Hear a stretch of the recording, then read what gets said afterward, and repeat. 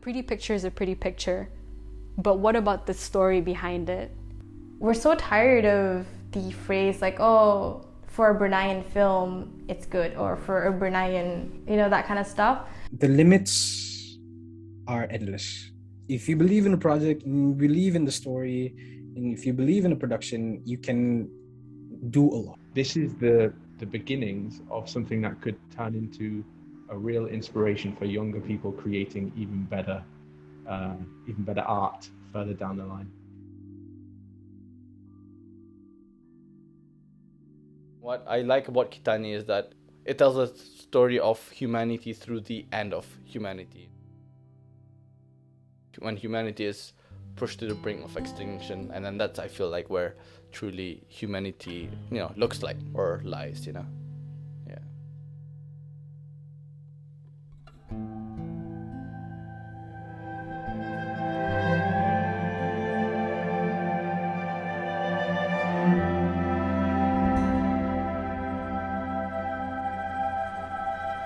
I always had a passion for filmmaking, never really tried it and stuff, and then finally in one MIB project I had the opportunity and then to make a short film, and then I made Sympathy, as you guys may know. If you don't know, check it out, it's free on YouTube. After that I won the jury award for Film Blitz 2019. And then since then I was an actor in academy, and now I'm directing Kitani. 3 years time, starting your company, starting New Wave Films as a 21-year-old. I feel like that's a great feat, I would say. So this is the thing that I always say that we're always lucky about, because a lot of people start companies to do something big, but for us, we started New Wave because we had something big later, and we had this idea for Kitani. I pitched it to Progress Media, and they're just like, okay, now we like your idea, but you don't have a company. And we're like, oh my god, dang it, And then me and Wazif were just like, yo, let's start a company together, Syafi and I worked previously for 1 or 2 projects, and then basically Syafi told me about the project. He said he had a script in mind, and he wanted to bring the script to life. I've always had the idea to start New Wave Films since like 2020, early 2020, but I never had any reason to start it, I always had an idea to bring Wazif in. For us to still be working together now and still be, cool now, we haven't fought or whatever, I think shows how well we work together. Syafi talked to me about how he always wanted to create this platform for aspiring cinematographers and people alike to just share their stories, and he always called it as a new wave of talents. That's how New Wave started, I guess. New Wave started for Kitani instead of Kitani started because of New Wave. I produced for UBDPAC's show. It was Utopia. It was in August 2019, so a year after my acting debut. I felt like I could do it, so whenever the opportunity arose for me to produce, I took it. So that's how Syafi brought me in for Kitani. He knew that I acted, he knew that I produced as well. So there you go, 2 birds, 1 stone, I guess. I had a dream that I was watching this Malay Netflix series about a zombie apocalypse. I dreamt the whole first episode, and then when I woke up, I tried to look through my Netflix, and then it just never existed. And I realized that show was just in my brain, and I kind of roll away with it. I kind of stole that idea from whatever alternate reality that dream was from or something. I wrote the script for episode 1 for it's quite fast. It was the first draft. 15 minutes, 20 minutes. Kind of fast for a script. I usually take ages to write scripts. But again, I was just writing the things that I remember from the show that I watched. Syafi just started sending me the first drafts of the script, and then he sent me a proposal, a project proposal, a presentation. We did not just send an email at least. What we did was we made a concept trailer. What do you want to do? I want to get a boat. A boat? Yeah, so we can go somewhere else less scary.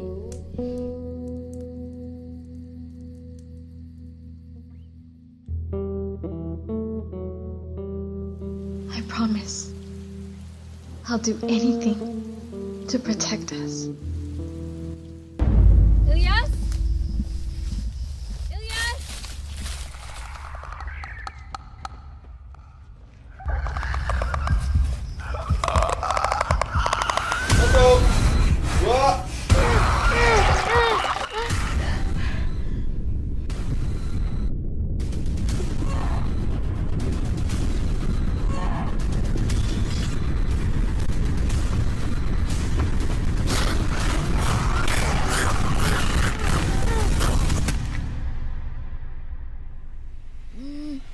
The idea of the concept trailer was just to make a fake trailer, which kind of just grabbed the vibe of Kitani. Yeah, and then we got Safara, Zainal, Wazif, Rifki, everyone did it for free. And then, yeah, and then we had a small crew, like 3-man crew. And then all I wanted to pay for was the makeup artist, because I feel like out of all people, the makeup artist is the one that is actually losing stuff, you know, because if she applies makeup to a zombie, she actually loses the amount of makeup that she has. So I was like, okay, let's say I paid her $50. And then my bank account, I don't know if you guys are going to include this, my bank account had like slightly just above $50 at the time. And then just before I was going to pay her, my Amazon Prime membership took my money, and then I had legit $99.87. So I needed 13 more cents to just pay this makeup artist. And I remember texting Wazir. I was like, dude, can you transfer me $1? Because I need to transfer money to this makeup artist and I don't have enough cash. That was a humbling experience. So that shows how kind of like under budget we were. That's why everyone in the concept trailer, like I really owe it to them, you know. They really helped out. You know, Harrison's cousin Gabe, Ryan. Yeah, we just had a very small crew that just made it work, I guess.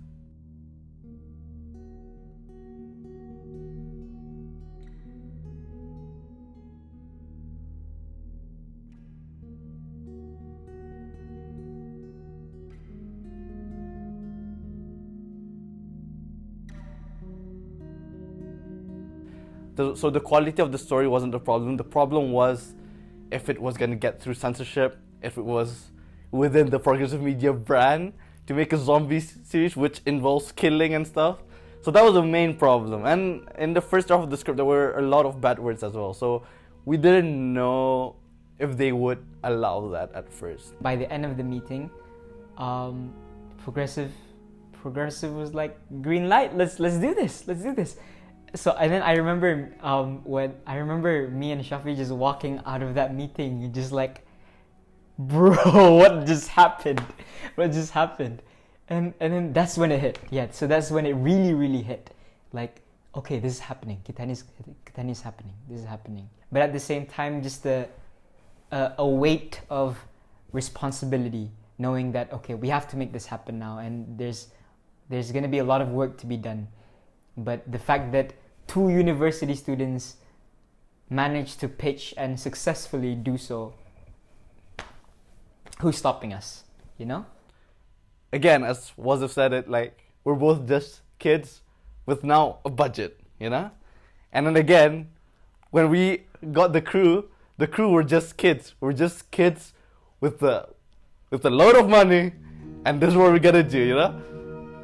Our crew was like, what, average age of like 22? We're a very young crew, a very young producer team as well.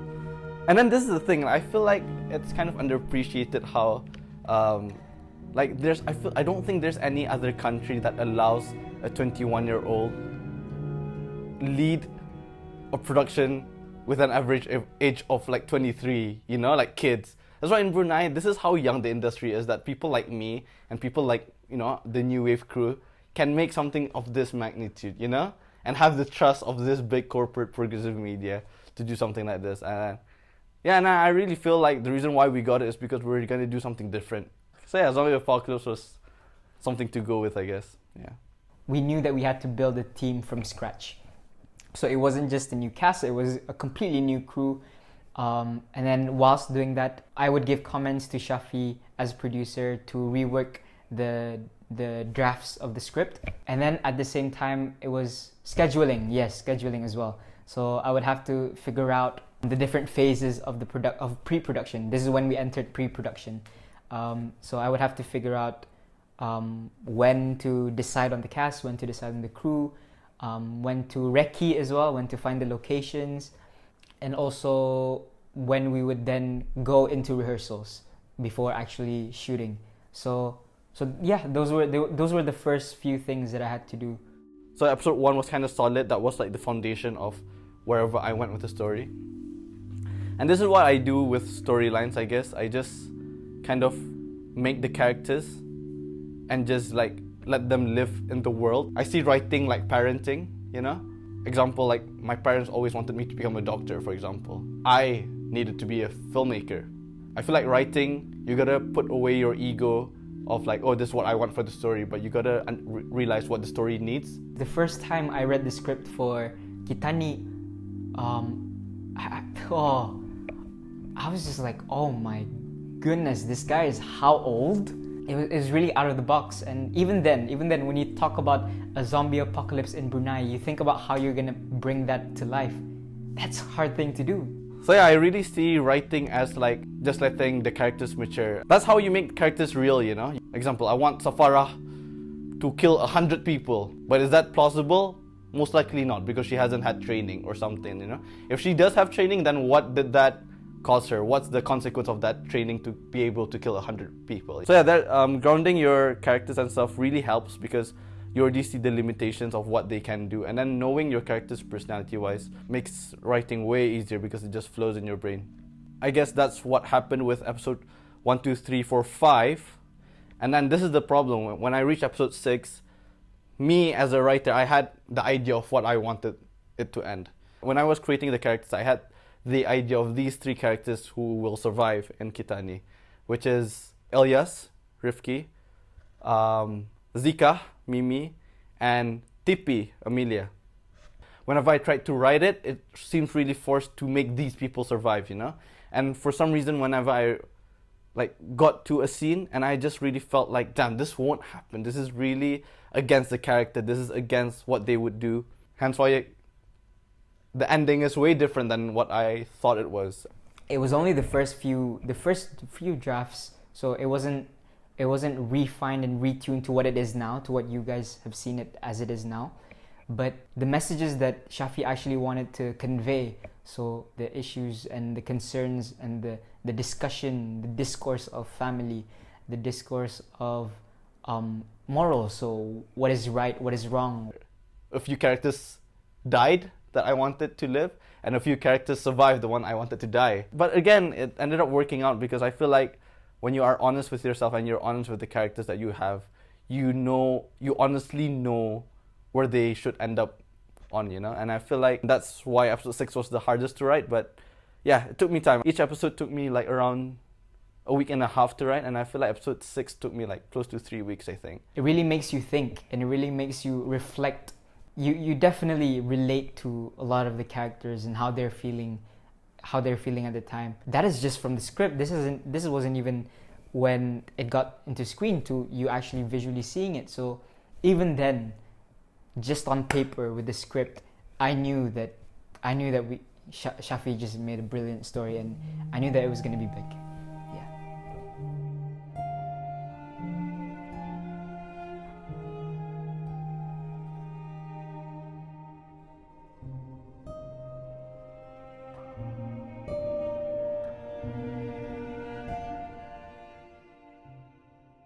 This is what I kind of prepared myself to think of, because I feel like inspiration, you start off with them and you kind of leave the inspiration back and you kind of forget who you're inspired by, type of thing. I always remember why I wrote Kitani is basically Attack on Titan plus Last of Us.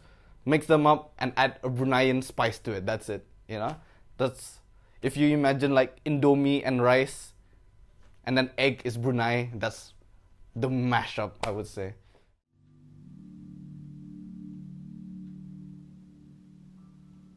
You see, Elias, I'm not a bad person. I'm just a man who has to make tough choices. In terms of the characters, this is funny enough. I just remembered that Dr. Hasnal's character was inspired by Ice King from Adventure Time. I just remember this, yeah. And then the relationship with Nazura is like with Marceline, Ice King and Marceline. That's why in episode 4 I wanted to show more of Dr. Hasnal being a dad and to humanize him more, to show him before he kind of lost his mind type of thing. It's not fine. Daddy made a promise and I broke it.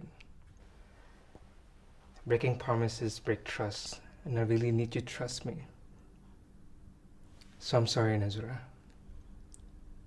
So yeah, taking these American characters and make them Bruneian in a way kind of adds that interesting twist to it that makes them more like kind of unique, yeah. And I think some people do look down on that style of writing, that being inspired by other art forms, but I feel like as long as you write them not thinking that you're just copying, you know, you're not just replicating. What helped me though is these concept arts by this artist online, which just showed a girl and her little brother being in this post-apocalyptic world. Seeing these like damaged buildings and stuff, you know, these buildings were once beautiful and once like well sculpted and stuff when it was first built. But then just to see it like grow and rot, it's the same thing how these characters were once happy, innocent, like Ilyas, you know? And they, because of how unfair the world surrounding them is and the amount of deaths that they have probably experienced, they're kind of like tainted, you know? Everybody, each and every one of them. And everybody has their own struggle. And I guess that's how the environment connected to the characters. Yeah, they're all like rotting, I guess, you know? Just like a regal or a junket, you know? Everybody's rotting, either mentally or physically, yeah.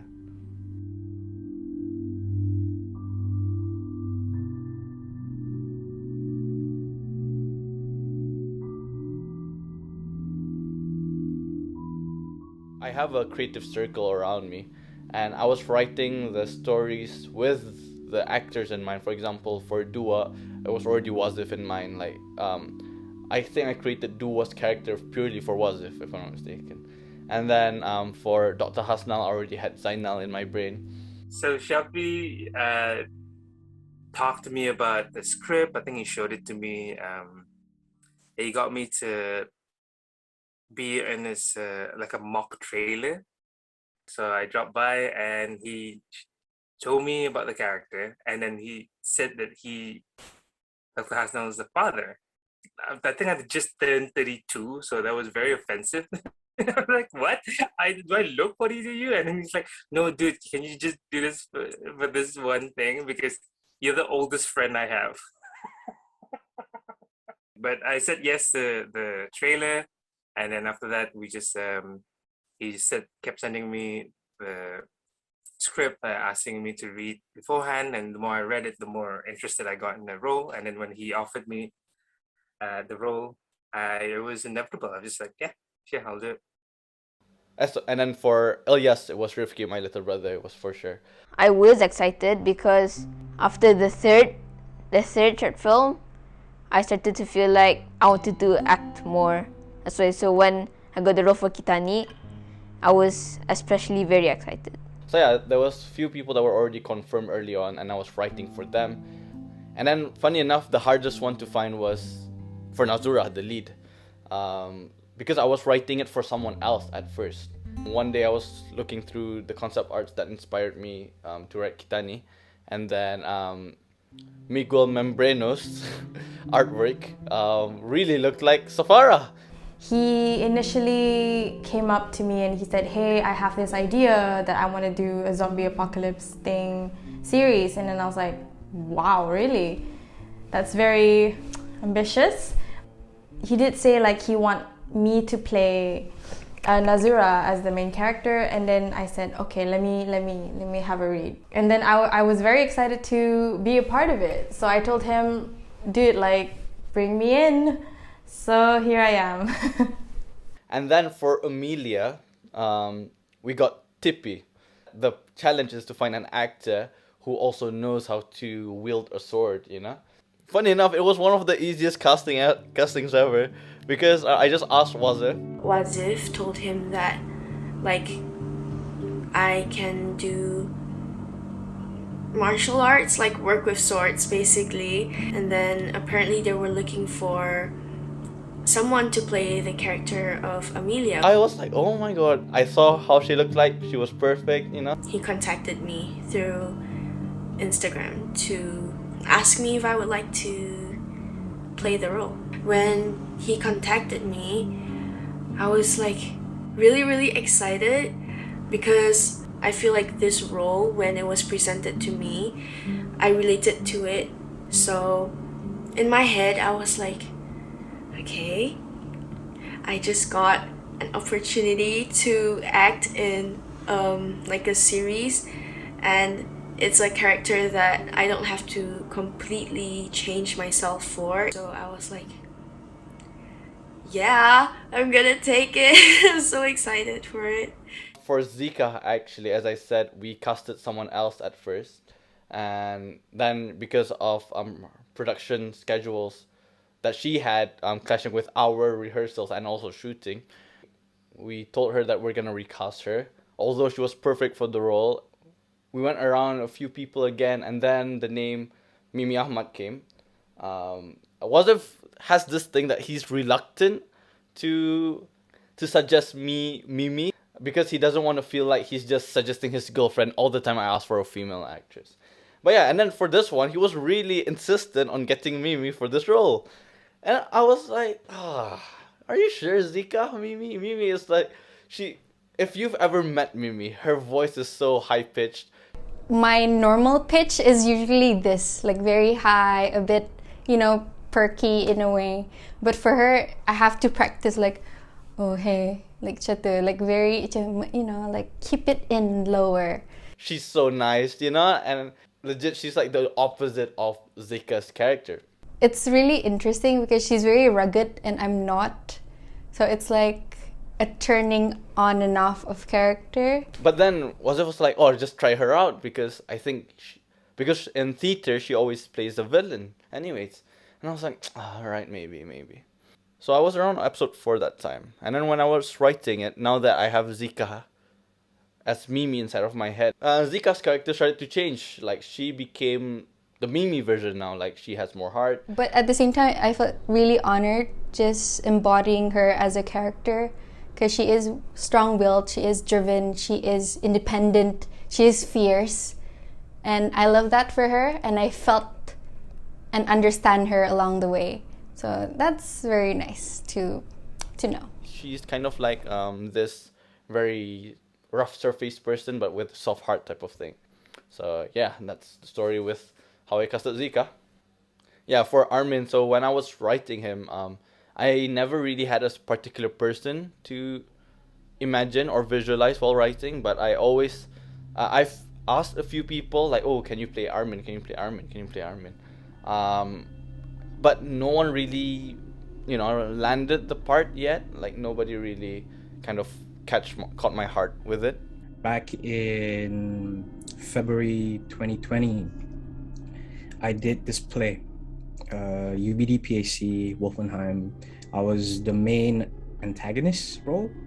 It was a character that was going through like a very dark past, and then he was the only one in town that had a gun or something, so he kind of like had this power struggle between himself. And he was really impressed. After the show, he approached me. He was like, oh, dude, he did so well. And I'm like, oh, thank you.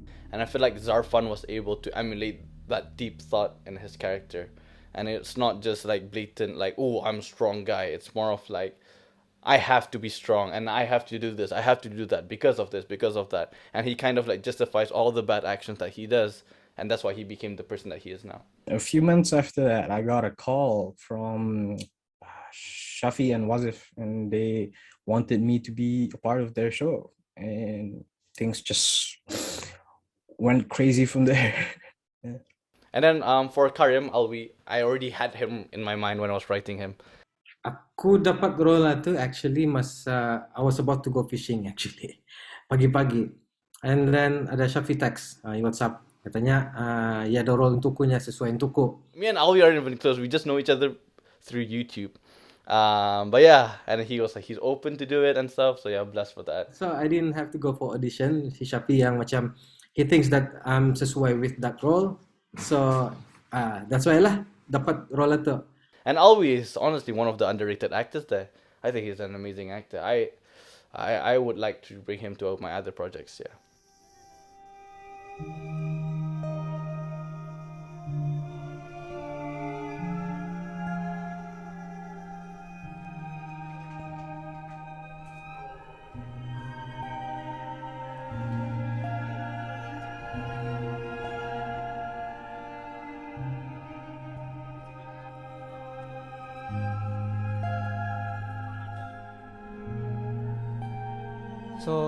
So finding cast was actually pretty straightforward. There wasn't too many problems lah. But crew, oh my goodness, crew on the other hand, that was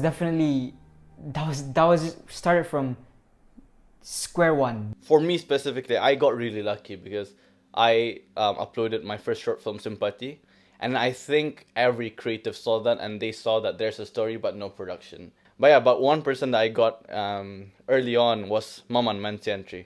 Goyard, say hi. Very talented DOP, and he's quite big here in Brunei as well. Kitani is actually the first series I've ever shoot. It's my first time working in a big production. Basically, during Academy shoot, when I was filming Academy, I befriended one of the Mahakarya students, Adao. So she kind of asked me about Kitani, and then I was like, oh, actually, you want to hop on? Because apparently, I don't have crew, you know. I asked her to assemble a few people that is interested in Kitani, a few Mahakarya students as well. So that helped us get Don, who was assistant camera, Azam, who was our sound recordist. I wanted to try something new because since the production is based on youngsters umur Kitani lah, and at the same time I could learn something new I could make networking lah with people and it's a zombie film, which I feel like there's not a lot of zombie films that are made locally. And it's actually interested to see the process lah, macam mana dorang buat those effects apa itu ni, and that's one of it lah. Tasha came in around the same time as Adao as well. But then after Adao had to go, Tasha basically just took in all the responsibilities lah. I wanted to dip into other projects outside of Mahakarya, and I was really trying to get into these different directors and working with them. That was why I was really interested in joining. And then they mentioned that it was for progressive media, and I was like, okay, they're probably planning something big, and I would like to be a part of that. And yeah, and then because we got Tasha, Tasha then brought in Aki, who was our second AD and also talent coordinator, who helped a lot during filming. After getting a really short experience during my first ever freelancing job, which was the music video, it made me realize that there's more things to delve into to get experience in the production field. So when the opportunity came, I was like, sure. And it was also like a good opportunity for me to meet other people in the production field. And because we got Aki, that's when she brought her friends in, which was Wafi, our production assistant. At first when I joined, I didn't really get to read much of the script, but I did know the synopsis. It was very intriguing. It did pull me in to really set my eyes on how I would picture the environment and the setting, because it's definitely something that's not been explored. And I think with this script, with the script that we were handed, I really liked experimenting with that. It was definitely out of most people's comfort zone. There's no better way than being out of your comfort zone to learn new things and adapt to new environments. Adib, our BTS guy / gaffer assistant. I remember back then I didn't know sort of the big names, I haven't talked to Syafi at all, or Maman, or like Khalid and all the rest of the crews, and I didn't know like most of the crews or cast. So I was like, this might be good for networking. So that was the sort of like, it's a good experience as well as like a networking thing. And I knew like joining this production could be a good like stepping stone for me as well, to be like really into the film industry. Maman Mantiantri. I think he kind of like helped me get some of the crew here and there. So he helped us get Khalid, our gaffer. Someone texted me on my phone. I was like, "Oh, hey, I'm Aki. I got this recommendation from Maman.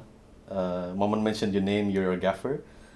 Knowing that it was Syafi Halim's project that was coming up, I was already sold on his film Sympathy. He posted a YouTube video where he said he's gonna back off from YouTube to pursue his director career. I posted a comment saying that, hey, good luck on your journey to being a director. Hopefully we'll meet one day and cross paths on set. So having this message from Aki asking he needs a gaffer, I was like, oh, okay. This is the time we cross paths, so I'm gonna take the job. All of these different jigsaw puzzle pieces just kind of fell into place. It started with one or two people, one or two additions at first, and then through them our crew just branched out into a wider array of talents lah. In summary, yeah, the team was never solid, it was never fixed, but it kept growing, and for the better as well. Even until the very last couple of weeks of shooting, it was still expanding. During pre-pro, we started as this small group of crew, and we went location scouting, and we went for a recce. There was so many locations that Syafi had in mind. Yeah, I feel like that was the point that me and the crew really got closer. You know, everybody in the crew that haven't, because this is the first time that everybody's working together as well. We were trying to look for a place for this one scene that Amelia had. And I remember we had a trip to Temburong because we had this place that we wanted to check out in Temburong. It's a beautiful field, and you could see the sunset, and there's just this wooden house around that area, and it was just really beautiful. We did some test shots there. Such a fun experience, like buying ice cream on a road trip, going to Temburong, going to these abandoned places, taking photos. It was such a fun day. I know it's work, but it's so rare that I work in an environment that I enjoy.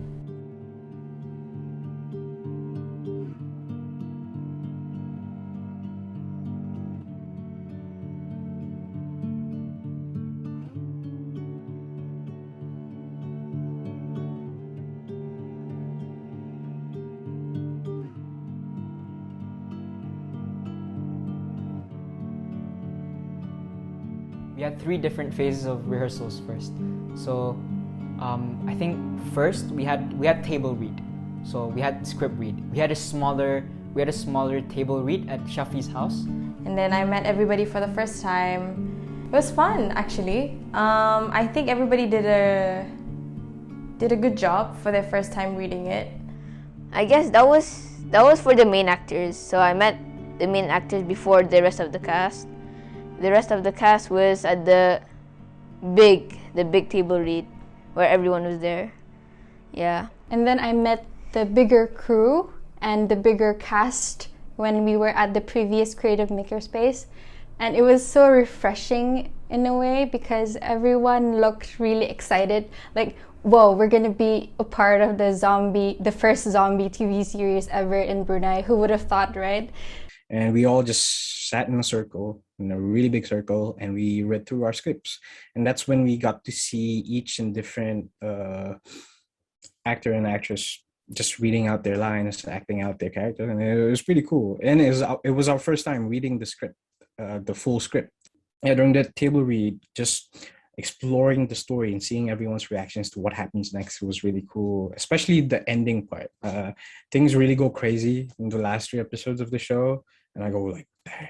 It was my first time at script reading, and my initial thought was, are we really gonna finish this whole script in one sitting because it's so thick. Like the script was so thick. Yeah, overall the experience was really fun because even though it was just like a script reading, like everyone was just sitting down, everyone was so in character, so kind of got pulled in to the storyline a little bit during the script reading. Yeah.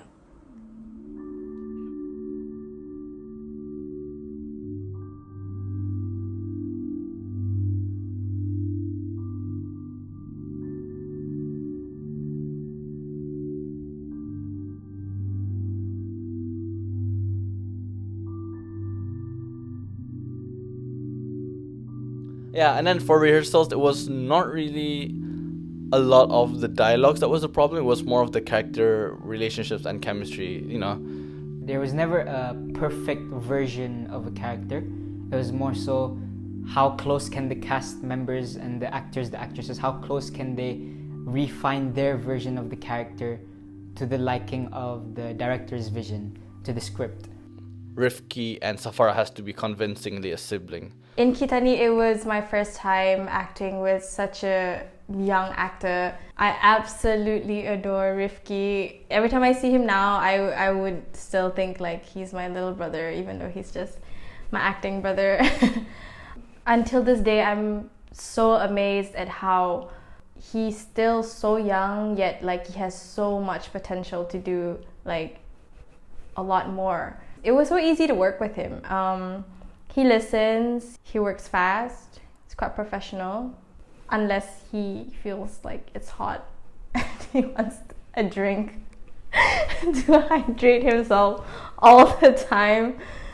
I guess I worked on my mumbling because I mumble a lot, and that's why. So I just read like, I guess 10 tongue twisters every day. So that's how I just focused on mumbling after all rehearsals, all script reads. It's just that character relationships that I think was the slight problem with some people, especially it was worse when there's two actors that haven't met each other, like Jonathan Oy and NTP. Like they haven't met each other at all, but they're meant to do this very heart-to-heart conversation between a father and a daughter. During the rehearsals, when I was speaking my lines, it sounded very theatrical. I say that because I do a lot of musicals, and I didn't realize that until Syafi pointed it out to me. Yeah, I'm really thankful for that because everyone was really patient with me. They kind of taught me like the emotions and how I should say it as like a normal human being, not performing on stage. So as Armin, I got to interact a lot more with Wazif's character, Mimi's character. A lot of these people I worked with before, but I had never gotten the opportunity to like act with, and it was a really good experience because like these are the people that I like look up to acting wise and like work wise in general because they're really good at what they do. Syafi and the cast have a good connection in a sense that we all understand our characters and we can easily ask Syafi if we could portray it in this way or that way and give proper suggestions that will get his approval to ensure that we portrayed the character as true as it could be, you know. And I think that was one of the best parts of the whole experience. Usually, if I go into rehearsals, I would prepare by texting the hell out of the director. So I texted Syafi like, okay, Syafi, like, what do you imagine Zika to be? So I wanted to like just embody Zika before going to rehearsals. So before that, even though it's not included in the script, I would write a backstory about Zika, like maybe she is the only girl in the family or something. That's why she's a girl boss and she's okay working with boys, you know, and she takes care of them in a way. And during the rehearsals, Syafi already knew what he wanted from all of his actors. So our direction towards a character of Zika specifically, he knows and he tells me, and that's really amazing for me because I like it when the director knows what he wants from us.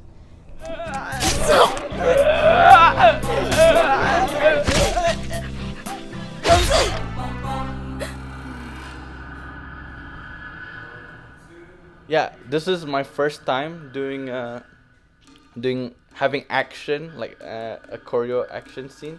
And yeah, I hired Ryan for the choreograph.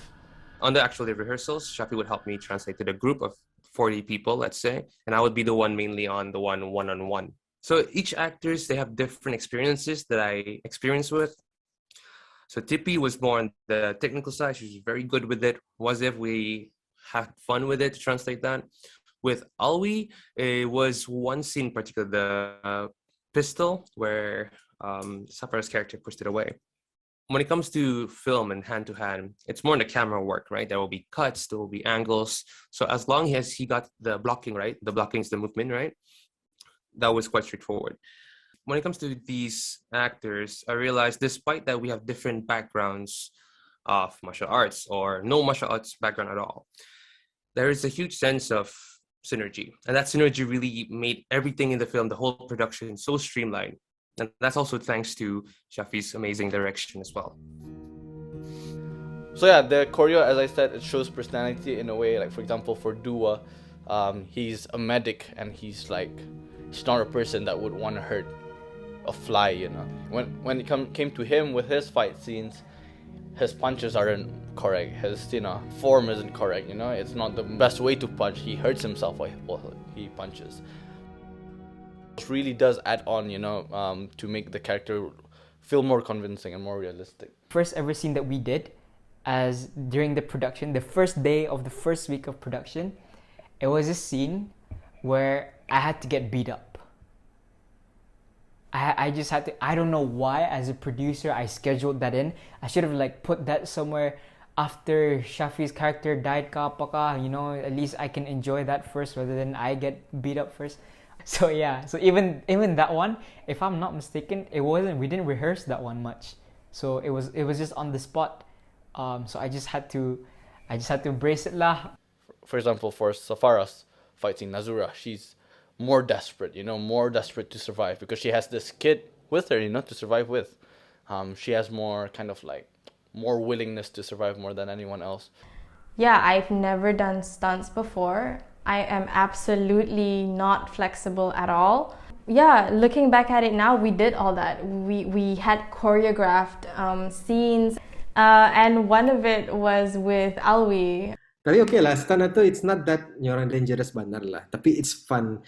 Jarang pulang macam tu kan, macam salah aku bukan jenis anak kalian. Jadi barang itu macam kebaruan lah, kebaruan macam berkelahi macam tu. So there's this one scene, I ambushed him and then we were fighting obviously, and that whole scene was choreographed, but what people don't know is that it was actually very hard, first of all, to film it, find the right lighting, find the right angles, and then also the momentum of it. That was difficult for me to practice at first, but then I actually really enjoyed it because I've never done it before, and I'm just so impressed by how choreographed scenes can actually look like that, you know.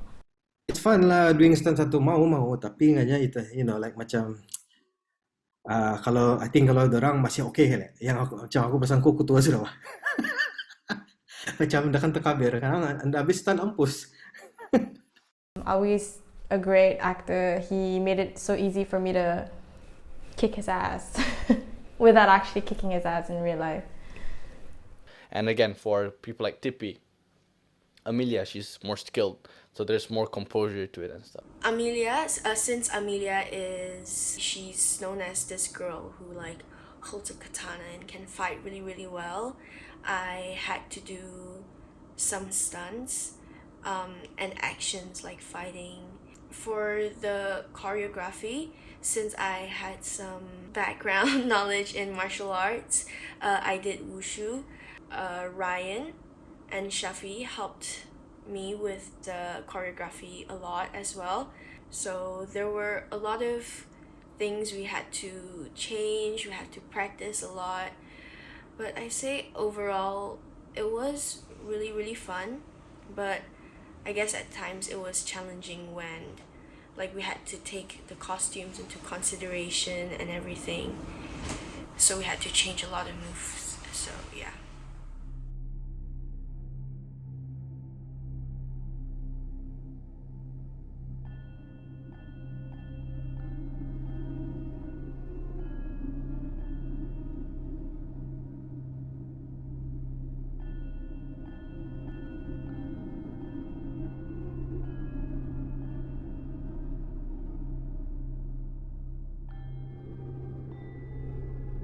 This is the thing about the extras that we got, the scavengers and the junkets. Their level of experience in acting wasn't as much of a contrast with the main cast that I had. They're all also theater actors. What I'm surprised with is how humble everyone is. Legit, like every one of them who were extras, minor roles and stuff, they came to rehearsals, they gave their all during rehearsals. It was so much fun, like, because I vividly remember seeing how amazing it was to see how the other extras, like Hilmi, Aiman, and Baki, they all got into character like really quick. They had like that switch, so it was really cool to see, especially as a first timer. So for me, like being a junket was quite easy to get into. You know, like in zombie movies, different zombies have different movement or postures, so I had to like mix and match with everyone in a way. And yeah, funny enough, the rehearsals that we did, we had like what 20 extras in total, and all they did was just like growl here, and there's just a lot of growling and slow walking here and there. I had fun. Basically, for a scavenger, right? Well, for me, I didn't have the big parts of a scavenger, so it was mostly just standing around, just looking tough and holding my gun, you know. But as a zombie, I think what they were preparing was mostly for zombies, for Jangkit. They mentioned that you need to really feel that you're in pain and you're decomposing, but also living, you know, like you're dreading living because you're not even alive. So it was, yeah, I had to get into that, you know, that mentality. So going into the design and props choices for the characters, such as Safara, her character uses a bow and arrow and also wields a combat knife. I like the idea of archery in zombie apocalypse, hence why I gave it to the lead actress, because I kind of want it to be more. I don't want to cite a character that's like specialized in archery and just doesn't really do much. My first experience with the bow and arrow, it was a disaster. I think during scenes while I'm just holding the bow and arrow for a straight 5 minutes, just looking at another actor, like you can get sore from just holding on for a long time. And Syafi also told me to go on YouTube to learn how to man it properly. I think there were a couple of times where I still messed up.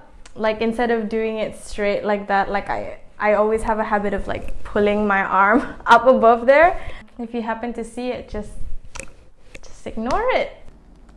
Each character tries to be unique in a sense, where Wazif uses machete, but he's a pacifist. So we never really get to see him use most of his weapons. So his design was merely to just stay very docile and have most of his weapons stowed away. So yeah, what I like is that idea of which weapon fits with the character most, rather than what weapon would this character wield if he had any option, you know, which is the best. It's not the best, it's kind of like which one fits the most. Because again, they only have the weapons that they find throughout their journey.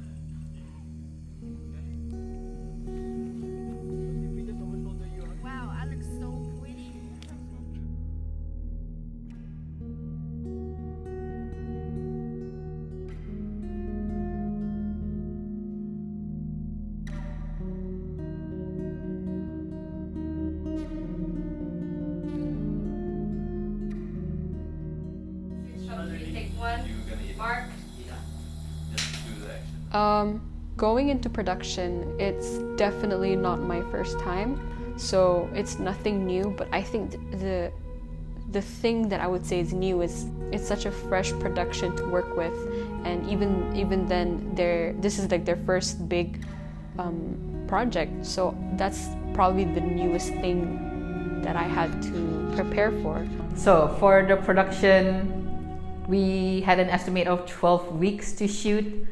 We tried to make do with the 2 weeks of pre-production beforehand, to do recce, table read, find props, and also just prepare ourselves for the upcoming weeks ahead lah. So for me, I had to mentally prepare myself, knowing the schedules and what scenes we were doing and which episodes we were doing. I had to reread through the scripts, because as an assistant director, you want to know the scenes just in case your director asks about, the scene, or if the actor would ask you about the scene, you would have to know these things. So I had to actually understand it, and that's another homework as an assistant director, is what I do, is I have to read the script. Production has things that we can't control, particularly exterior shoots. Especially when it rains a lot, it's gonna affect our scheduling, and it's gonna affect our conti, which is continuation from like one scene to another. So like those are the things like we need to prepare during production. Hence why like there's like 2 assistant directors to like provide ideas on how to like manage what to do. Honestly, me and Maman has such good chemistry. I feel like in one sense, our chemistry is our sense of humor perfect. Yeah, but in terms of emotion, in terms of understanding angles, film and stuff, I think we both have a similar understanding. Of course, he has a deeper understanding in the technical side of things, and I have a deeper understanding in the narrative side of things. But I think we meet in the middle when we work together, and I think it was such a great experience working with Maman. We struggle a bit during the first few weeks of the shoot, because I'm not really sure what Syafi actually won, and then Khalik's not sure what I actually won. After a few weeks, we started communicating better with the DP, so he trusted me with my abilities to light up the space, how it is, how it would look, and I would ask him to show me the frame, how it looks. I get you, Syafi, Halim. And then Khalik macam, okay, I get you, man, scene 3. Sekali macam, boom! A nice shot was born. Haha.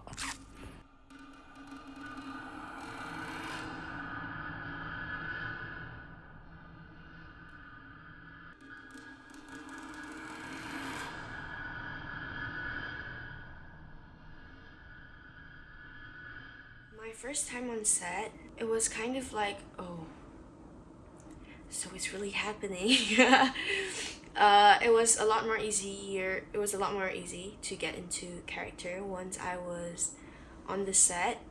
I guess the location itself was really well chosen, because for me personally, it was very easy to tap into character when the location was quite, I guess, isolated from the world. So it was quite easy to picture myself actually in that situation. I guess when I arrived at the location, I got more excited. And usually it's me and Syafi who arrives first.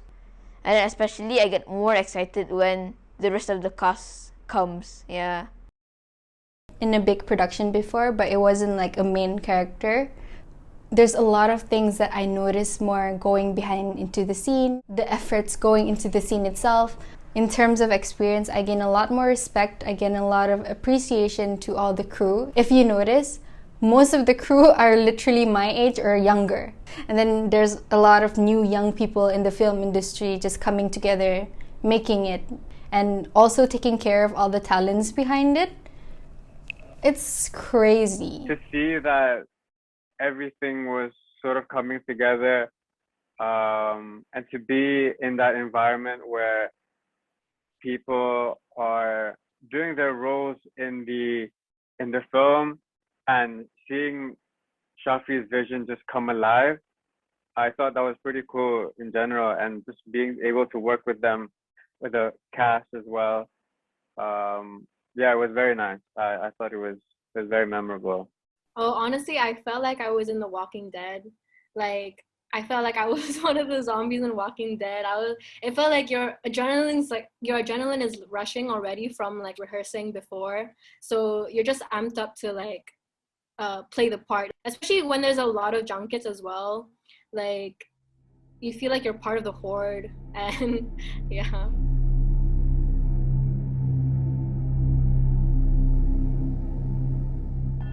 We needed someone who's not just a makeup artist, but also an artist who can do effects makeup, and particularly zombie makeup. One of the talents, Alwi, he surprisingly does SFX makeup without us knowing, because he is apparently a YouTuber and he also built content on his Instagram.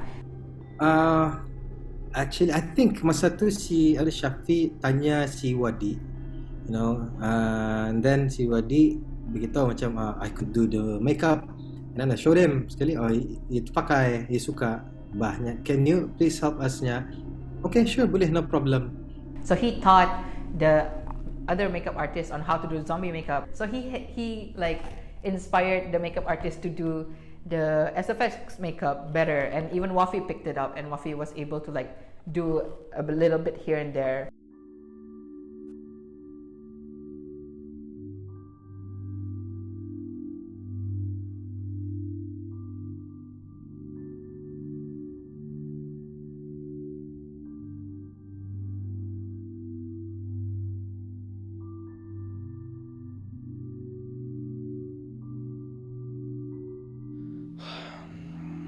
It's hard to say that I had doubts during the shoot.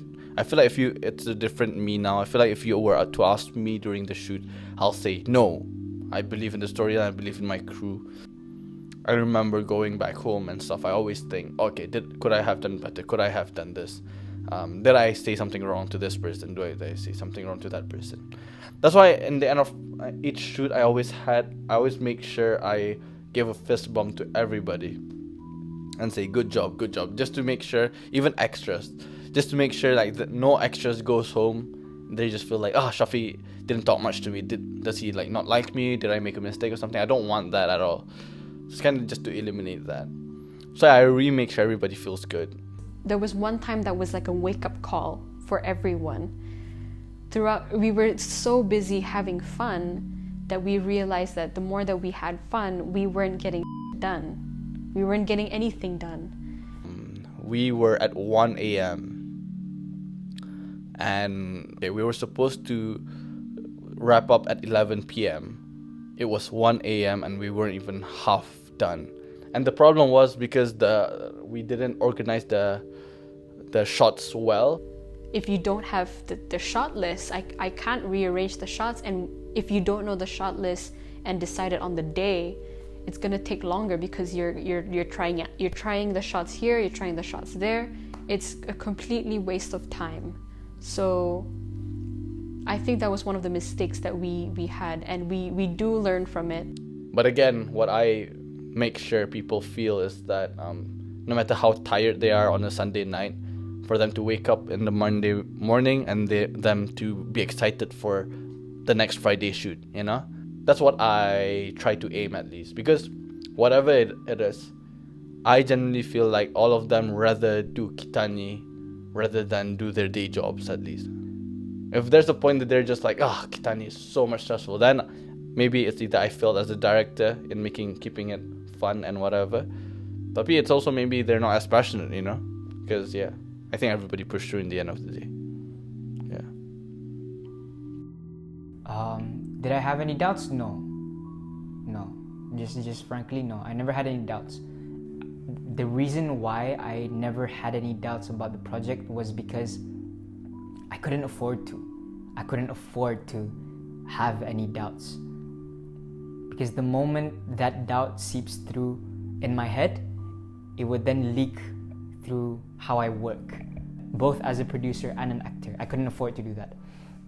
And of course, you had to set examples for everyone as well, because if you see the producer just sitting around, you see the producer just not doing what they should be doing, working, and as an actor as well, automatically the team just doesn't, the team just doesn't do so well as well. It's a ripple effect, and it's also the product of your surroundings. So just making sure that I was always positive, I was always 110% every single time we shot, and making sure that all my team members were okay. Another doubt that was in my head was that we were not properly using clapper and conti linear throughout the shoot. I think at that time it was mostly trial and error because we didn't see the importance of it. Tasha saw the importance of it, but we were all not accustomed to it yet. Oh wait, they were like, slate, okay, 3, 2, 1, action. They didn't state what scene, what shot, and what take it was, and it was definitely gonna be hell for editing. Obviously, if there's no identity, you don't know which video matches up with what audio. And you can't use the labels as well because they're all labeled with numbers. How do you line that up? And you don't know how many takes there are. So it's definitely a struggle to edit, and that's gonna push the project even further. But for this series shoot, we eventually found out that it is very important to have Conti Clapper, especially all the scenes written down for the editor to look through it. I think that's what Syafi realized eventually, particularly during the reshoots or even like during the editing process. And like I said, since we were just a very new production crew, there were some things that we haven't learned, or we did learn, but we didn't know the importance of it only halfway through. So like it's a learning curve for all of us. It was a learning curve for me. It was for Maman as well, since it's also his first TV series shoot. It was for Kalik. It was for Wafi as well. He had to like do a lot of props building. Like he had katanas to like work with, and yeah, it's mostly a learning curve for a lot of us. And it was great to move forward from what we learned on that to whatever we have in the future next.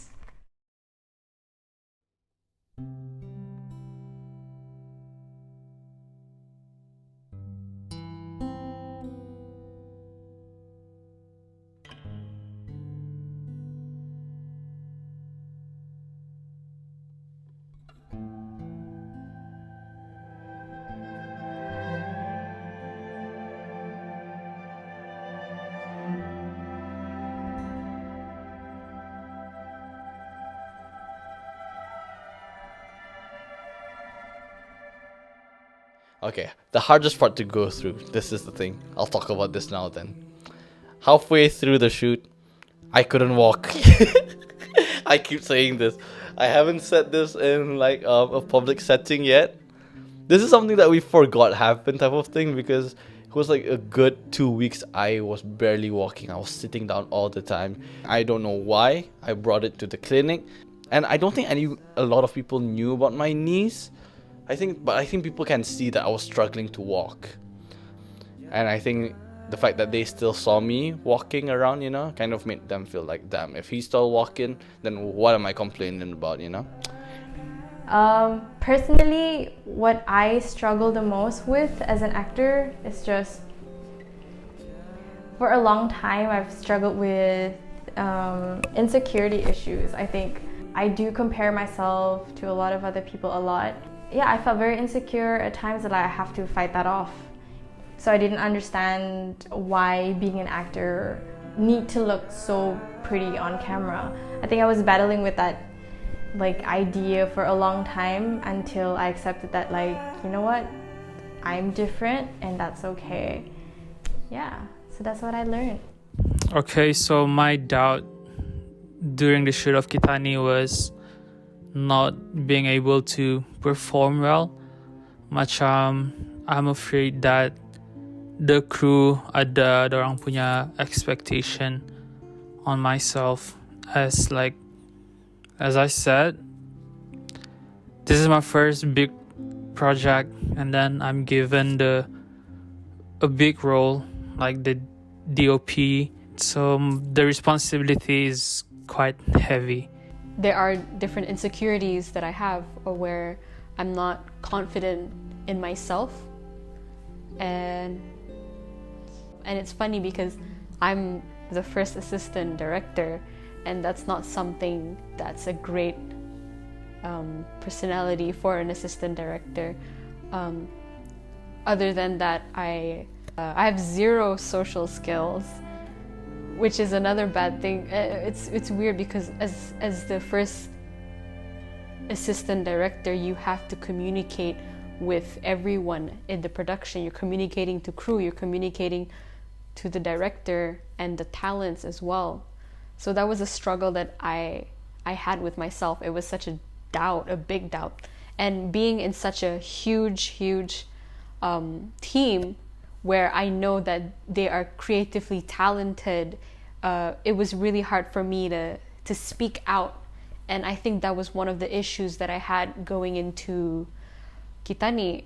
There were scenes or some type of scenes where I would look at it and they would be shooting and I would think, oh, it would be a greater shot if the camera movement, would follow them from the window and throughout the house. And I felt like that was such a great idea, but me being me, dumb, did not say anything because I didn't want to ruin anything. I didn't want to say, oh, I shouldn't say that because it's not important, and it's not important enough because I shouldn't say it because I'm just the assistant director. I'm not the DP, I'm not the director, I shouldn't say anything. While we finished that scene, I was like just talking to Syafi, yeah, like it's such a cool scene, someone gets beat up. I mentioned, I was thinking it would be really cool if the camera would go through the window while we follow the group outside. And he looked at me, he was like, why didn't you say that earlier? I mean, I would say it's different. Every production houses are different. I would say different directors are just different, but in this case, the type of crew or the type of production that we had that time, we're just open to hearing any ideas because it was so new that any idea right now to create the best possible outcome is like important. But ultimately, I think me personally, I always second guess myself. I hate seeing myself on screen. So whenever this does come out, I will try to watch it. But like, I think if my scene ever pops up, I'll probably skip the scene. Well, it depends. I don't know. It's just a thing with me, I guess. It's just, I'm always, I don't know, I'm scared that, it wasn't good enough. But then as the production went on, you get used to it. You get used to it. It's just with practice and practice and practice, you just get used to how things are in a production. And yeah, by the end of it, whatever scene that I did, I felt more comfortable with it. I felt more comfortable with Armin by the end of it. And yeah.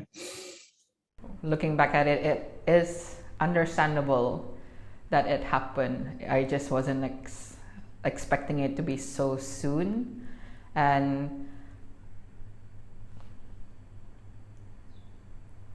I actually lost my job during after half of the shoot during Kitani, and they given me, I think, a space of 1 month to finalize everything. At the same time, it was also like the very last few weeks of Kitani shoot, so it just coincided. And during that time, I was probably grumpier than usual. I wasn't really focusing as much because that was like the only stable thing I would say that was going on for me at that time, my job.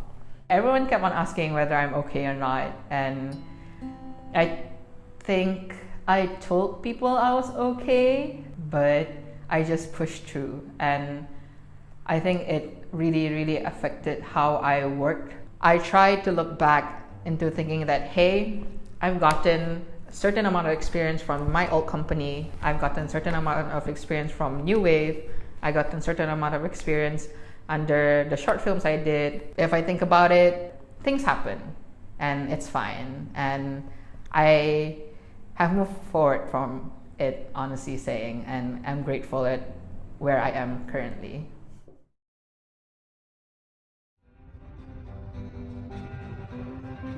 I may have done wrong in the past, but Ilyas, He's different. He's just an 8-year-old boy, and we can still save him. All this death, they'll count for nothing if we stop fighting and look for the cure.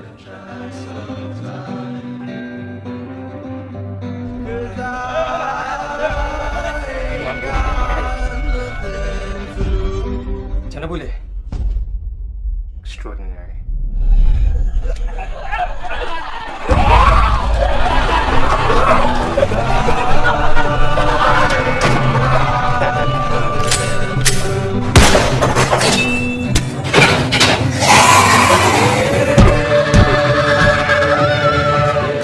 Celia's not a bad person. I'm just a man who has to make tough choices.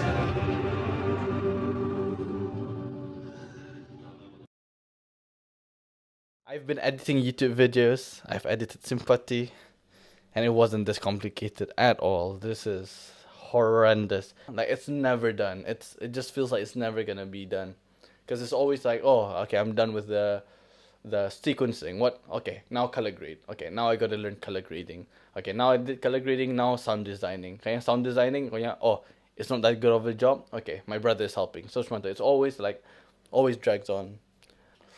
And when I began editing, episode 1 was horrendous. It was, I almost teared up watching, not because how good it was, because how I felt so stupid, and how I felt like I really let everyone down in the production, you know, for them to, I just imagine everybody watching Kitani, and that was the first episode. Facepalm. I think everybody's gonna stop believing in me, like, for sure. Like, if this is where the industry is going, I ain't going there. I think that's what people would be thinking. It was such a recurring instance of that feeling of just like, oh, we should have done this, we should have done that. So much so that we realized we just had to reshoot again. So I had to reschedule everyone, making sure that everyone's schedules are okay, making sure everyone's still okay with acting, and the crew members were still okay as well. And then we reshot some scenes in April, if I'm not, in April. We had concerns about, you know, just making sure that the actors and actresses didn't lose their rhythm as well with the characters. So for our reshoots, since it was like a few months apart, I guess getting back into character wasn't that hard for me. But also, everyone just kind of looked a little bit different, I guess, from like a long time, from not seeing each other. Like, my hair was brown at that point, and there were some things that we had to do, like we had to spray our hair again. And then throughout like the time, I lost a little bit of weight, I'd say. So there was like a scene change from me being like kind of chubby, and then like vroom, kind of looked like a different person. But you know, it's still me, so I guess it works. I think I was more relieved that there was reshoots, because I was like literally one of the first people to watch Kitani, and then I realized how, I guess, bad my acting was in some parts. So I'm relieved those parts will get reshooted.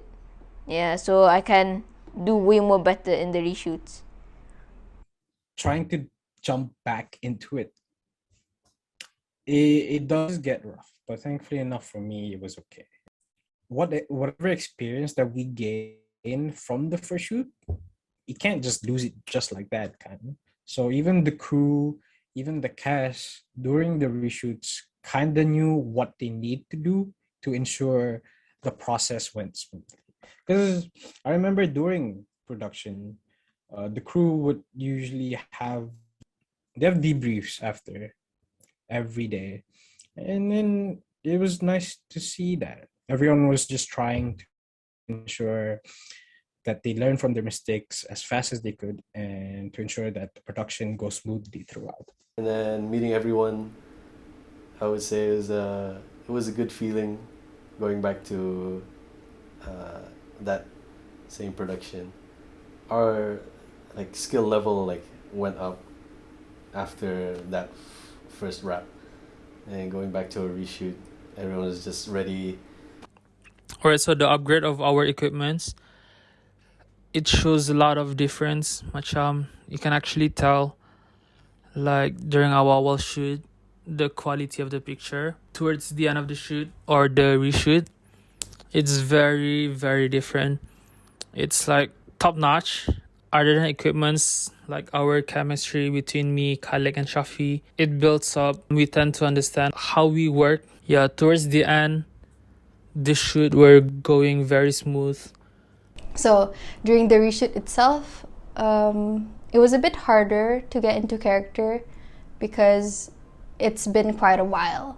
But at the same time, when you see familiar faces, like I see Din, I see Dua, I just embodied Sika when I saw them, and it was a bit easier because everyone was there. And the teamwork itself just makes me recall back how it felt like during the October and November filming. Yeah, so it was okay. It wasn't hard at all. After learning my lessons on trying to stay professional after the first shoot and now the reshoots, and I think reshoots we really got the ball rolling. We finished on time, we got things done. Actors were in and out, just doing their scenes. It was way more betterly organized, and yeah, I think everybody enjoyed the reshoots heavily. And the reshoots was like 2 weeks, I think, but yeah, that was a great 2 weeks. Yeah.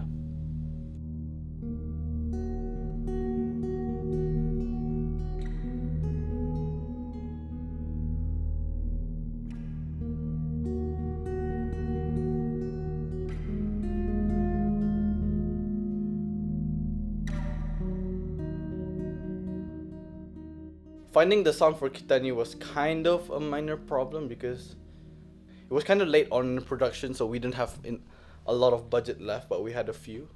And in Brunei, song composers are so expensive. I have no idea why. And then after that, I got a tip from my cousin. He said that there's this Just teacher. He's a talented, multi-instrumental song composer. My name is Jordan Bateman, and I am the music composer for Kitani. I wrote all of the music that you'll hear in the series. I was originally in Brunei just as a music teacher, and in my background, I've always been more of an instrumentalist. And then his dream is to make music that would be in cinemas, and I was like, I just got a random text from Syafi one day just saying, hey, we're shooting this film or this series. It's the series, it's going to be about this. Here's the references. Are you interested? And I was just like, yep. He made the first soundtrack for the theme song first.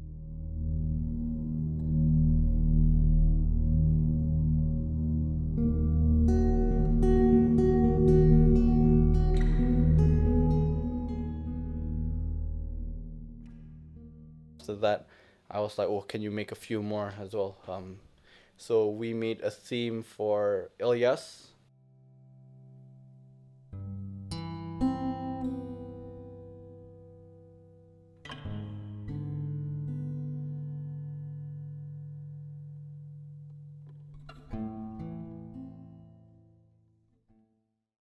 And then after that, we made a soundtrack for Scavengers.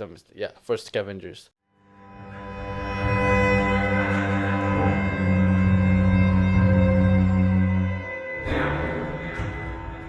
It was already very clear what Syafi wanted, and with the references and how I'd gained the inspiration from Last of Us, and I had a very sure feeling of what I wanted to put into the music. So that was already there. I was very lucky with that.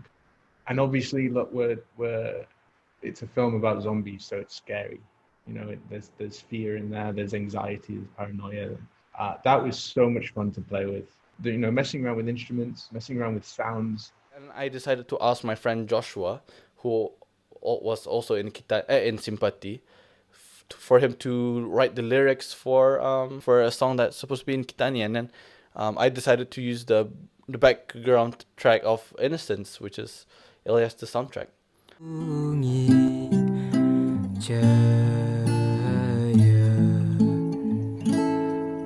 wajahmu penuh dengan harapan sakti. While Wazif was singing it, that in the studio, Safra came over to do some of her VO work, and I just wondered, I was like, oh, Safra, why don't you just hop on, you know? And then they sang a duet of the song, and it was amazing. And I remember the first time I heard it, I almost teared up, and I think everybody almost teared up in the studio.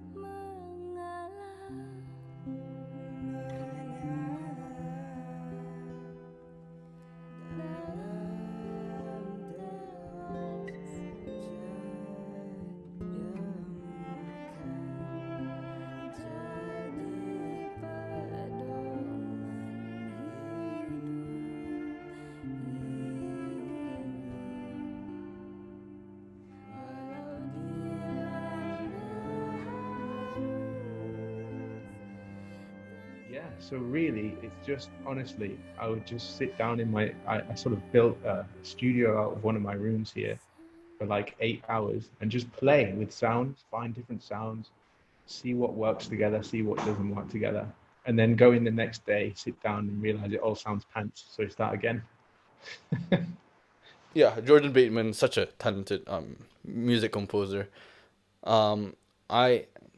For sure I'm gonna bring him to my future projects. Yeah, such a great guy as well. Such a humble guy as well. Oh my god, he honestly sometimes I think he did more songs than what I asked for. Honestly, yeah, crazy. What a guy. Yeah. Sound design pun play a huge role in the post production, because like sound design ini is that you recreate a sound. I did involve in the post-production side. I did a little bit of the sound design. I also did the ADR for the shoot. Thanks to Progressive for lending their sound studio.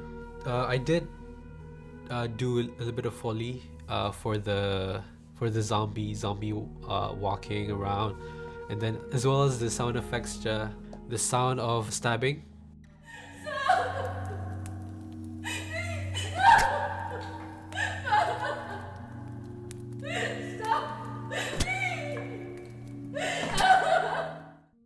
I did that with a watermelon. I cut in half and just like stab it with something like that. We did that at Progressive Jarete with Syafi, and it's actually more towards experimenting lah. Syafi showed me a draft of everything, and I told him, I think I can make your sound better if you would give me some time to work on it. And he gladly accepted my help, because he would love any help that he can get. A lot of work had to be done for episode 1 and 2 because, it was the beginning of the shoots and there was a lot of things to fix up. Depends on what it's about. Where do you come from? You mean the flats? No, I meant what group did we come from? It was also like trying to level everything together, trying to make everyone sound like they were in the same room. I would just close my eyes and I imagined myself being there, and I had to shape the space basically. Music is the only thing that remains 3D, because in film you record something and you play it on a screen, it's no longer 3D, right? It's 2D. But in music, when you make it, you're in a 3-dimensional space in your head, like sonical space. And when you play it for others, it remains that same way, because that's just how sound is. Obviously, this is New Wave's first huge project too. It's a first for a lot of people, and it's understandable that if we start out rough, but I think for our first time, we really achieved something really great. Was there a favorite scene you enjoyed directing? Oh, I would say I don't remember my answer last time, tapi yeah. I would say my favorite scene to direct, as much as it was heavy, it was the scene where we were Jangkit Butter in episode 5. I think that was one of the scenes that made me feel like, oh my god, like we're here, you know? And I think it's just like a reminder, like, oh my god, like how far have I come type of thing. So there was one scene where I had to marah. Marah had one of my subordinates. She had to. So we had to do a couple of takes where I had to like throw a water bottle at him. That was a lot of fun. So he had to had to shout, he had to explain. I thought it was super fun. I think we did like take up half a day. So, and everyone was like, okay, that's scene, that's done. And I was like, oh no, you sure we don't want to do it one more time? One of my favorite scenes would have to be the bathing scene. I think it was the defining moment throughout the whole series where you would see Nazura actually stripping off her hot and cold attitude, this arrogant attitude as well. And you get to see Nazura as Nazura, just this human being trying to take care of her brother. Yeah, I think it was a very sweet scene to shoot because the DOP also let the camera run, and then he was just shooting raw footages of us just being at the waterfall, playing with the water and just being with Ilyas. All the Jangkits came out from the darkness in the jungle and started attacking and chasing after the scavengers. It was all like we were all just hiding in the bushes in bare feet. We were like, wait, did they say go? I can't hear. And then we saw one person running. We're like, ah, yeah. It was nice. It felt like, I think there's some sort of mob mentality when you're in that position, you know? Yeah.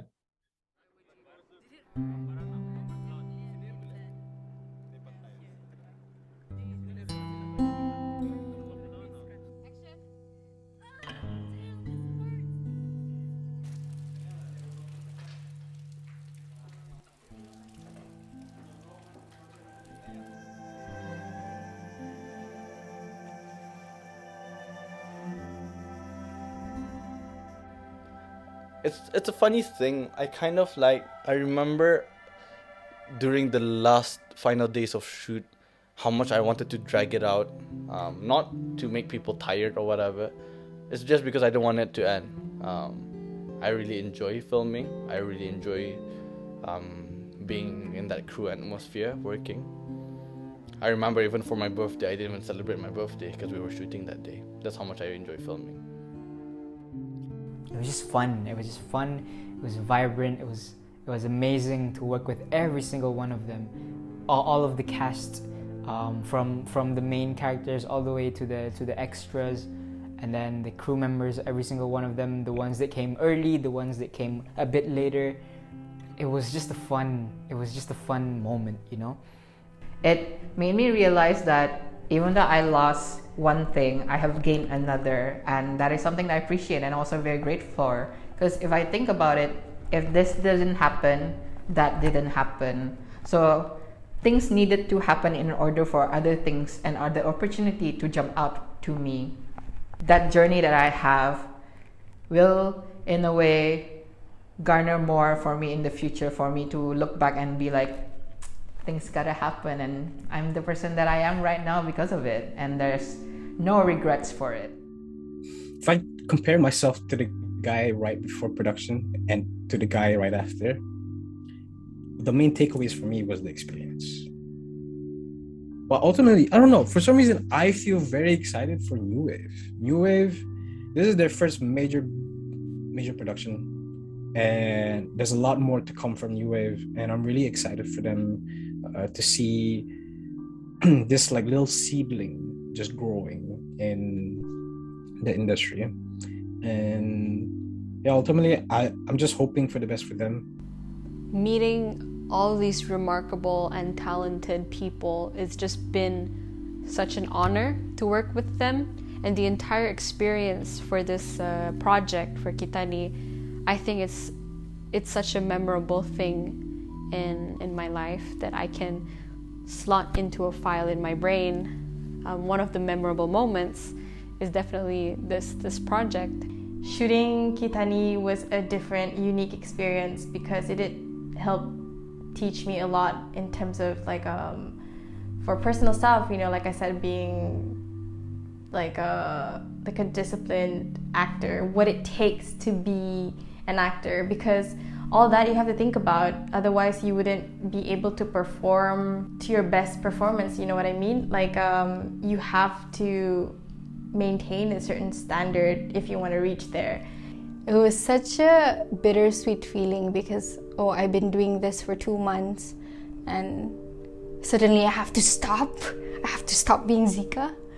Saying goodbye to all the experience and everything was a bit hard, but it was a beautiful memory, and it's an art that we created together, and I think that's beautiful. I definitely feel like I've grown. Like I've learned a lot through scars, through experience, from learning from my crewmates too, which is really cool. Not only did I play my role as a set designer, I also got to see up close how my crewmates worked. I really hope I gave a lot of effort and hard work to my teammates and into the project. All of them have been a really good experience. Like I think in terms of the way Syafi leads the project and have the certain people around him. I think, you know, I already mentioned the whole, like, everyone's young and fresh and exciting and excited.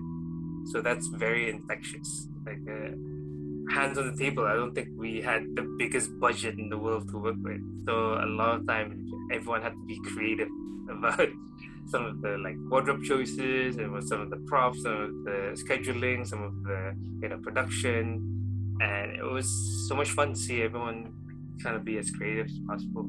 I think that was a memorable thing, you know, having a good like crew to you can just chill out and just hang after a rap and just talk about anything really, and like be open with each other. I think that was a great moment for me, just being with everybody and like feeling sort of included. So after the production of Kitani, I'm very, very grateful that it happens. Like Kitani happens because I've gained a lot of experience from this project, and then comparing myself before Kitani and me right now, like I've grown as a person to be a better DOP, to be a better crew, and to be a better individual. One moment I hold close to my heart is you know, working with my siblings. You know, Rifki, of course, as Ilyas. Atfi was the Jangkit extra. Wifki was Duo's little brother, and Waki, my brother, my older brother, he was one of the scavengers. Working with my siblings and them like kind of visiting me at my workplace type of thing kind of means a lot, and I really like to see them actually like put in effort into my film. And people could argue that I'm a bad filmmaker, I'm a bad YouTuber, I'm a bad online personality or whatever, but I genuinely feel I'm a good brother. And yeah, that's why I feel like it really hits me close to home when I see them work with me. Yeah, those are the moments I won't forget for sure. Yeah, for the rest of my life. I feel like some people will either maybe give up in the industry or maybe go commercial or whatever, but hopefully I could bring most of the new wave crew right now to where I'm going, which is the creative, artistic film industry, you know? We're not gonna put a six-week production on making burgers, adverts, you know? We're making 6 months work into artistic films that will stay with the audience for 6 years. That's the idea, you know?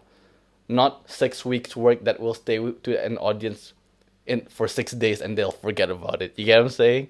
Yeah, that's the idea.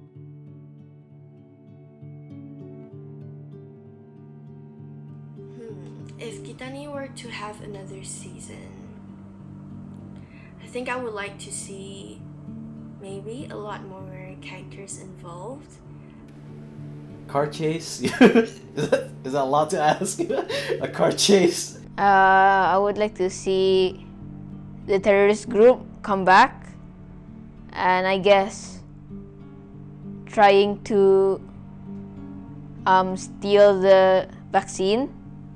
I would like to see what happened in Singapore. More action, more choreographed scenes, more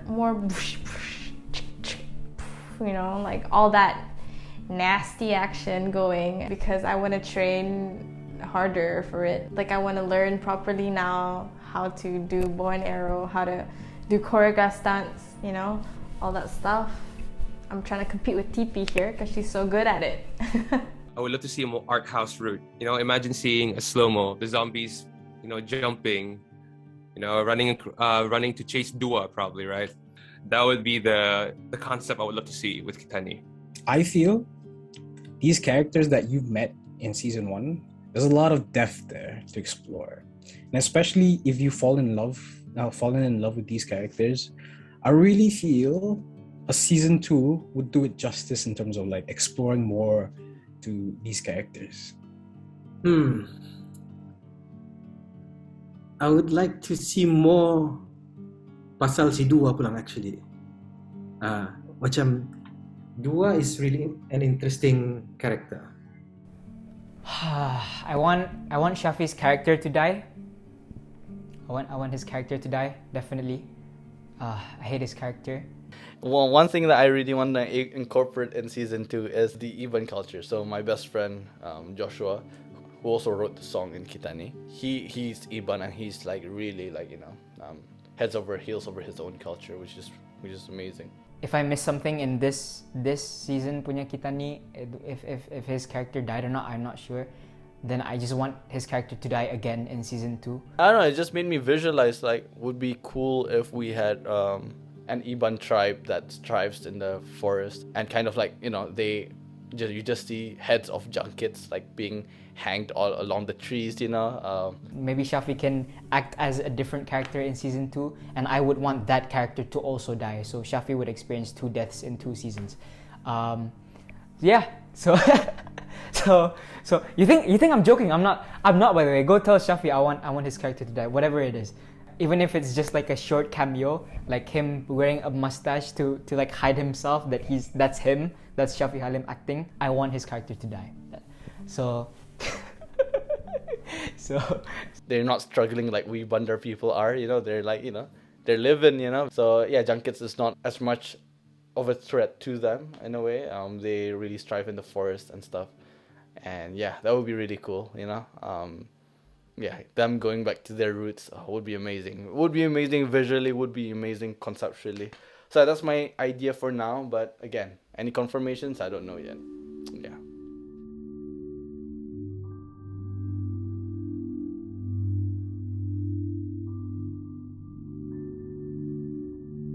the main objective for this whole project was just to make sure that we push out Kitani, we share this story with as many people as possible, and making sure that with our work being good, they would then enjoy the story. So as long as people enjoy, as long as people have fun with the story, they shed a few tears, they laugh, I think that's all that matters to me anyways. Anything else is extra. So yeah, I think it's important to show people that this is what we can achieve if we really set our minds to it, and if we really be smart about it, and actually, prioritize that the creative industry is important. So I really do hope it pushes Brunei to think that way. A pretty picture is a pretty picture, but what about the story behind it? I think that's one thing that's lacking here. Visuals are beautiful, yes, but what is a visual if it's empty of not having a story to tell? So I really think that could push Brunei into telling their own stories. it really goes to show how much can be done in this medium. The limits are endless. If you believe in the project, if you believe in the project, you believe in the story, and if you believe in the production, you can do a lot. You can do a lot if you put in the effort, and especially if you put in the love into the work that you do. Because this is Syafi's baby. He really believes in Kitani. He really hopes that this inspires a lot others to start creating their own mini worlds or their own stories, because that's what we need, really. We just need people to show up and just start writing, and to just simply just explore this medium and share it to the world. Berani depan akan dijangkau bah. Ada lah orang buat zombie tapi it's not like this zombie. Ani serius punya wah. It kind of macam boleh jadi boleh jadi starter untuk orang berani to do something else je wah. We're so tired of the phrase like, oh, for a Bruneian film, it's good, or for a Bruneian, that kind of stuff. I feel like we're not happy with just comparing within our little circle. So, I know that Syafi wants to build a culture here of high quality filmmaking. They look up to people like Syafi and they think, I can do it and I'm going to do it better, And then hopefully there's more money in it later on down the line as well, because people like Syafi are creating opportunities whereby people are going to pay for it to happen, So this is the beginnings of something that could turn into a real inspiration for younger people creating even better art further down the line.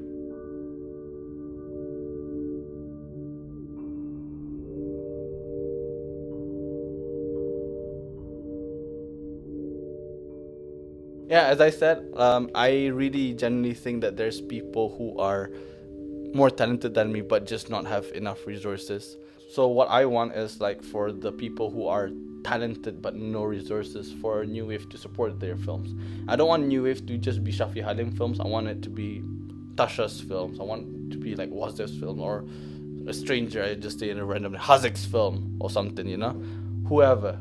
I want it to be a group of films that are like a statement to the corporates and say like, here we are, the new generation of films, the new wave of films, and we can do it, I think the main problem with Bruneian films is that there's no film that the Bruneian market really gets behind yet, that's what I feel. And I feel like hopefully new wave films can make films that Bruneians can really relate to. Yeah, that's what I want. That's the vision, at least. More light, yeah. Not on him. Jeez. I'm not trying to recreate It is. Camera's rolling. 3, 2, 1. It's a wrap!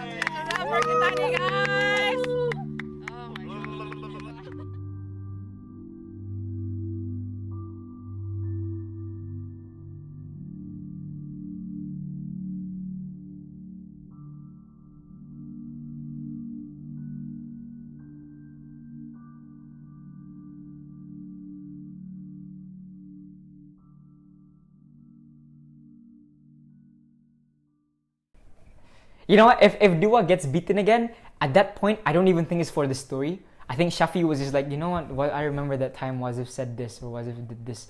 So let me just put in another scene where Dua gets beaten up all of a sudden, where it doesn't even make sense of the story. I already know.